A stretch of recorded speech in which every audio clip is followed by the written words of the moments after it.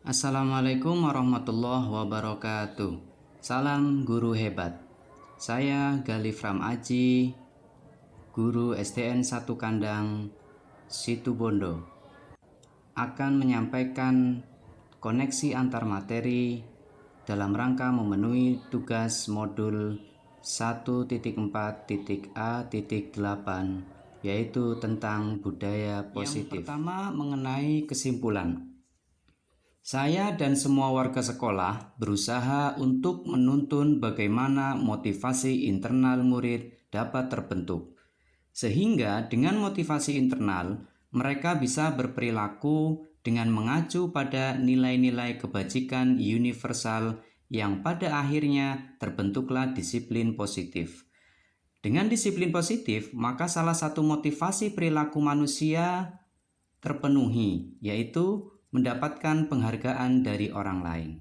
Adapun cara untuk dapat mengontrol diri sendiri, peserta didik membuat keyakinan kelas yang disepakati bersama, yaitu keyakinan untuk saling menghargai. Keyakinan saling menghargai adalah salah satu indikator keberhasilan dari visi sekolah saya, yaitu mewujudkan manusia beriman dan bertakwa dan berbineka global. Dengan keyakinan kelas tersebut, suatu saat jika ada sebuah kasus, maka segitiga restitusi, yaitu menstabilkan identitas, validasi tindakan yang salah, menanyakan keyakinan, dapat dilakukan dengan baik.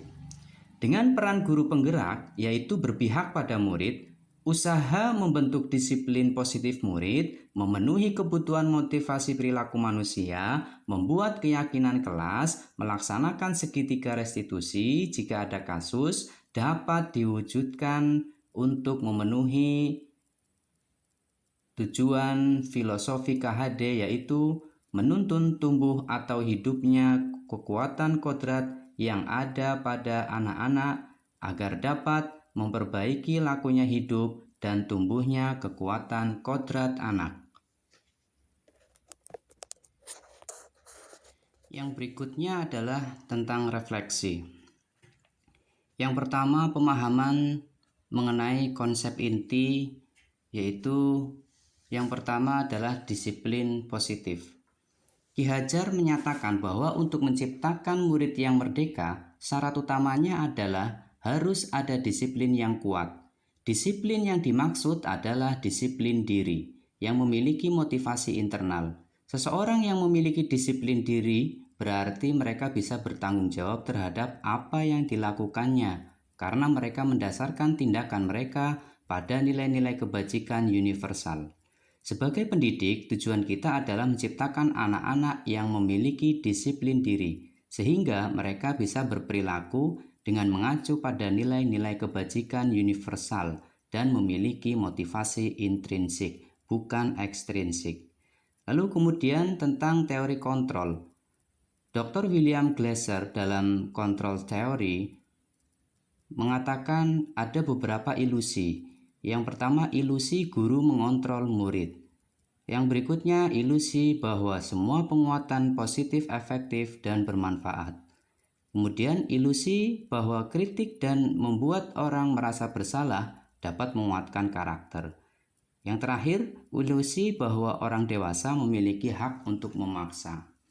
Lalu kemudian konsep tentang motivasi perilaku manusia. Ada 3 motivasi. Yang pertama, untuk menghindari ketidaknyamanan atau hukuman. Lalu untuk mendapatkan imbalan atau penghargaan dari orang lain. Yang ketiga, untuk menjadi orang yang mereka inginkan dan menghargai diri sendiri dengan nilai-nilai yang mereka percayai. Lalu mengenai hukuman dan penghargaan, hukuman itu bersifat tidak terencana atau tiba-tiba. Hukuman bersifat satu arah. Hukuman yang diberikan bisa berupa fisik maupun psikis. Murid atau anak disakiti oleh suatu perbuatan atau kata-kata, sementara disiplin dalam bentuk konsekuensi sudah terencana atau sudah disepakati, sudah dibahas dan disetujui oleh murid dan guru. Pengaruh jangka pendek dan jangka panjang.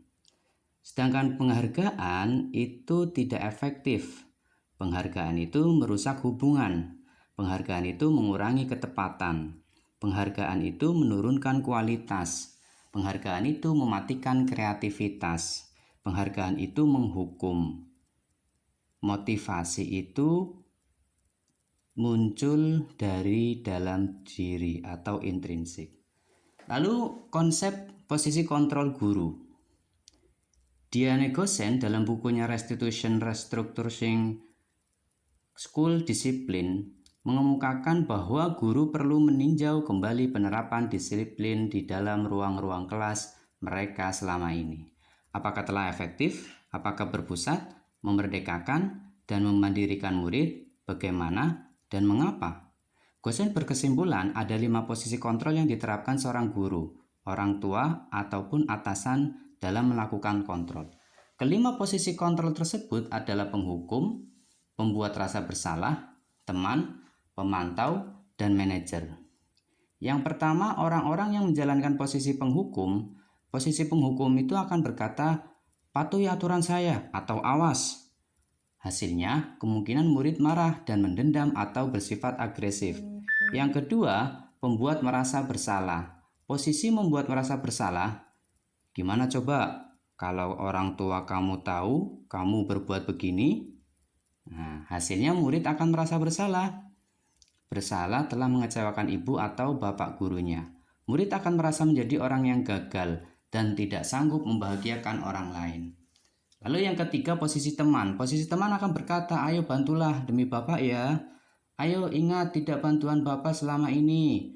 Nah, hasilnya murid akan merasa senang dan akrab dengan guru. Ini termasuk dampak yang positif. Hanya saja di sisi negatif, murid menjadi tergantung pada guru tersebut. Lalu posisi keempat adalah pemantau. Pada saat kita mengawasi, kita bertanggung jawab atas perilaku orang-orang yang kita awasi. Posisi pemantau berdasarkan pada peraturan-peraturan dan konsekuensi. Posisi pemantau akan berkata, peraturannya apa? Sanksi atau konsekuensinya apa ya? Hasilnya, murid memahami konsekuensi yang harus dijalankan karena telah melanggar salah satu peraturan sekolah. Nah, posisi yang berikutnya, yang kelima, manajer. Posisi di mana guru berbuat sesuatu bersama dengan murid. Mempersilahkan murid mempertanggungjawabkan perilakunya. Mendukung murid agar dapat menemukan solusi atas permasalahannya sendiri. Posisi manajer akan berkata, apa yang kita yakini ya? Jika kamu meyakininya, apakah kamu bersedia memperbaikinya? Apa rencana kamu untuk memperbaiki hal ini? Nah, hasilnya guru akan mengembalikan tanggung jawab pada murid untuk mencari jalan keluar permasalahannya, tentu dengan bimbingan guru. Posisi inilah yang membuat murid dapat menjadi pribadi yang mandiri, merdeka, dan bertanggung jawab atas segala perilaku dan sikapnya, yang pada akhirnya dapat menciptakan lingkungan yang positif, nyaman, dan aman. Kemudian konsep tentang kebutuhan dasar manusia. Ada 5 kebutuhan dasar manusia. Yang pertama, yang paling banyak adalah bertahan hidup, lalu penguasaan, lalu kesenangan, lalu kebebasan, lalu yang terakhir adalah kasih sayang dan rasa diterima. Kemudian konsep mengenai keyakinan kelas. Keyakinan kelas adalah nilai-nilai kebajikan universal yang disepakati kelas, baik nilai secara tersirat dan tersurat, lepas dari latar belakang suku, negara, bahasa, maupun agama. Lalu kemudian mengenai restitusi. Restitusi adalah proses menciptakan kondisi bagi murid untuk memperbaiki kesalahan mereka, sehingga mereka bisa kembali pada kelompok mereka dengan karakter yang lebih kuat. Langkah-langkah segitiga restitusi yaitu yang pertama menstabilkan identitas, lalu validasi tindakan yang salah, dan yang terakhir adalah menanyakan keyakinan. Perubahan yang terjadi pada cara berpikir saya dalam menciptakan budaya positif di kelas maupun di sekolah setelah mempelajari modul ini adalah saya mempunyai motivasi yang lebih untuk belajar menerapkan semua budaya positif yang sudah saya pelajari untuk dapat membuat siswa saya itu memiliki tingkah laku yang lebih baik, akhlak yang lebih baik, dan bisa menerapkan metode-metode pembelajaran agar nanti kebutuhan dasar siswa saya itu bisa terpenuhi.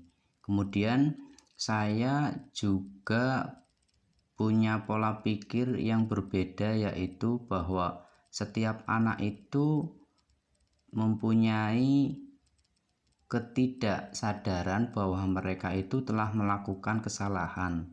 Kemudian saya berpikir juga tidak gegabah dengan apa respon yang saya lakukan terhadap setiap kesalahan siswa yang dilakukan, sehingga saya sekarang berpikir lebih dari 2 kali untuk bisa menerapkan atau merespon apa yang terjadi pada diri siswa saya.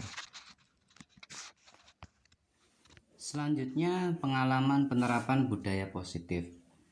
Di sekolah, saya mempunyai pengalaman pernah melakukan berdiskusi dengan siswa membuat keyakinan kelas, lalu menangani kasus siswa dengan segitiga restitusi.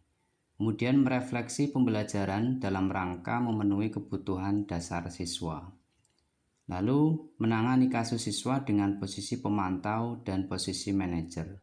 Kemudian yang berikutnya, berusaha untuk mengurangi bentuk penghargaan kepada prestasi anak.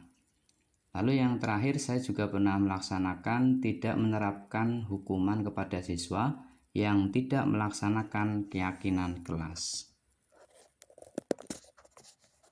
Perasaan saya ketika mengalami hal-hal tersebut, saya sangat senang karena baik saya dan siswa mendapatkan ilmu yang baru dan proses pembelajaran yang menyenangkan di sekolah. Kemudian menurut saya, terkait pengalaman dalam penerapan konsep-konsep tersebut, yang sudah baik itu adalah berdiskusi dengan siswa mengenai keyakinan kelas, tidak memberi hukuman, dan menangani kasus dengan posisi manajer.